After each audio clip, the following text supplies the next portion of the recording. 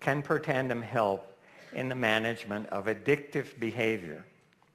And I'm going to talk about a couple of really bad addictive behaviors.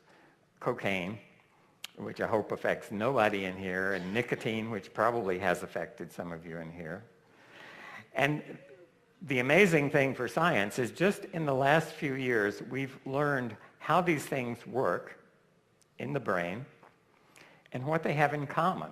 And I, for one, was surprised that the mechanism by which cocaine causes addiction is not fundamentally different from the mechanism that nicotine causes addiction.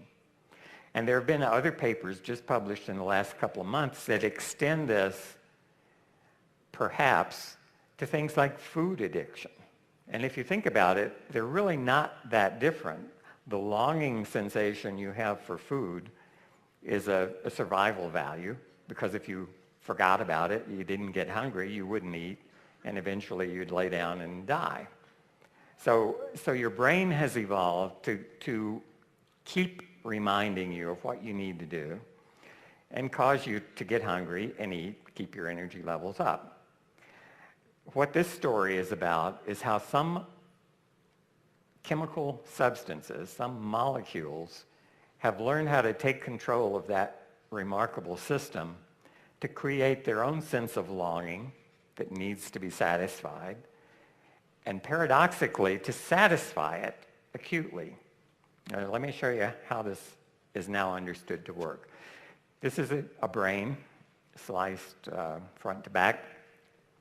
And you see right there in the middle, there's a red region labeled N accumbens, nucleus accumbens.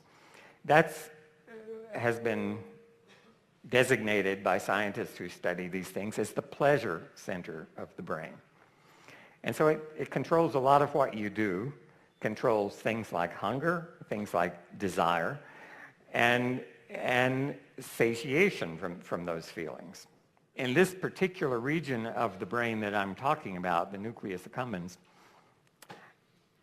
that feeling of satisfaction is due to maintaining a basal level of glutamate. And again, this is a common metabolite. The rest of your body's making it. The brain is putting it to a particular use. And so it's been found just recently that cocaine blunts the activity of this region of the brain to release glutamate by downregulating a gene that enables glutamate to get into the cell. And that gene is called cysteine glutamate transporter, sometimes antiporter. And I'll tell you a little more about how that works. Here's a cell, and the yellow protein you see on the membrane of that cell, labeled XCT, is the cysteine glutamate exchange protein. How does that work? It works exactly like a revolving door on an office building. And what it does is it lets cysteine, one molecule, that's an amino acid, into the cell, but it only lets it in if there's a glutamate inside coming out the revolving door at the same time. That's why it's called an exchanger or an antiporter. And we have a lot of proteins on the cell surface that do exactly that. They let things in, let things out. Some of them actively pump things in and pump things out. Others are passive. This one will let cysteine in only if glutamate comes out. Now, the cysteine is very important, and I had questions this morning about glutathione. Glutathione is an important antioxidant. It's one of the antioxidants dramatically affected by Protandim, because among the 500 genes Protandim regulates are the ones seen here in blue, glutathione synthase, that enables the cell to make its own glutathione. So if that enzyme goes up and more cysteine comes into the cell, you can make more glutathione. That cell is protected from oxidative stress. What we're looking at here is the reverse part of that revolving door. Every time a cysteine comes in, which enables the cell to make glutathione, a good thing, this brain cell pumps out one glutamate. And that glutamate is used to maintain a level of satisfaction in the brain. What we found by reading the literature was that cocaine blocks that revolving door. it downregulates that gene. And so if this building, this cell, let's say had 100 of these revolving doors letting cysteine in, glutamate out, after taking cocaine for a month or two, you might only have 25% of those revolving doors still functioning. Okay, that's a concern. How does that manifest? And before we go there, let me say that the surprising part, nicotine, exactly the same thing. Nicotine affects the number of revolving doors the same way. So it decreases your brain's ability to make glutathione and decreases the brain's ability to secrete this important neurotransmitter. So chronically, either nicotine or cocaine, now I'm talking about nicotine because that's what's been published in more detail now, drops the basal level, the baseline level of glutamate, and what that does is it creates a sense of longing. So you see on the left side, normally you have a fairly high glutamate level, and on the right side, that's a situation that's neither longing nor satisfaction. It's just kind of a normal place to be. And if you take hits of nicotine to this region of the brain, and that's shown at the bottom, along the bottom of this axis, and you get repeated exposure to nicotine or cocaine, what happens is the glutamate level starts to drop. This is the baseline level. And that creates a sense of longing, a hunger for something. You need something. And here's the diabolical part. That's, let's say if we look daily or weekly after you start, say, smoking cigarettes, this would happen chronically over that week's time period. If you look at what happens in the short term, the red line shows you that the same exposure to nicotine or cocaine has a short burst of actually releasing glutamate. Okay, so it's doing two things. Chronically starving those cells for glutamate, creating a longing, and acutely, meaning in the case of nicotine, maybe for only 15 minutes, causing those neurotransmitters to be released at the neuron junctions by a different mechanism than the one I just described. So it's affecting glutamate two different ways.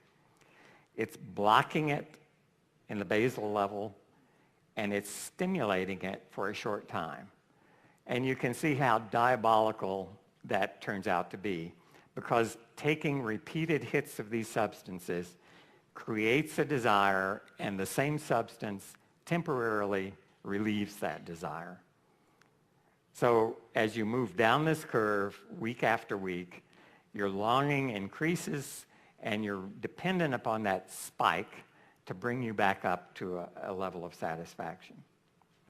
And what you see here is, about 10 lines down is this cysteine glutamate transporter. It's one of the genes most affected by Protandim.